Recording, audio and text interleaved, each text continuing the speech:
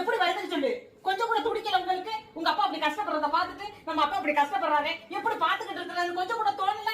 எப்படி அப்படி இருக்கீங்க? என்னால முடியலடா. உங்களுக்கு இருக்க கண்ணு மனசா என்னால இருக்க முடியல. எனக்கு பொறுமை பார்த்தாது, பார்க்க முடியாது.